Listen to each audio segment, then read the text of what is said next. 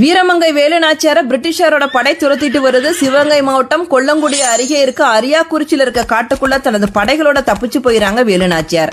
அந்த இடத்துல 12 வயது உடையாள் அப்படிங்கிற சிறுமி ஆடு மேய்ச்சிட்டு இருக்கா.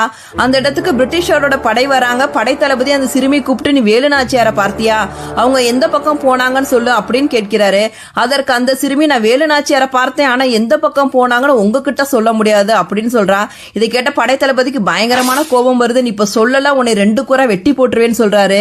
அதற்கு அந்த சிறுமி, நீ என்னை 2 கூறு இல்ல 8 கூரா கூட வெட்டி போட்டுக்க, ஆனா எங்க நாட்டு ராணி எங்க போனாங்கன்னு உங்ககிட்ட சொல்ல முடியாதுன்னு சொல்றா. இது கேட்ட பிரிட்டிஷ் படைத்தளபதிக்கு பயங்கரமான கோபம் வருது. அந்த உடையால அந்த இடத்துல 2 துண்டா வெட்டி போட்டுட்டு போறாரு. இந்த செய்தியை கேள்விப்பட்டு அந்த இடத்துக்கு வந்த வேலுநாச்சியார், அந்த பெண் எந்த இடத்துல வெட்டுப்பட்டு கிடந்தாலோ அந்த இடத்திலேயே காளியம்மன் கோவில் ஒன்றை நிறுவி வெட்டுடை காளியம்மனாக உடையால் இன்றளவும் வணங்கப்பட்டு வருகிறாள்.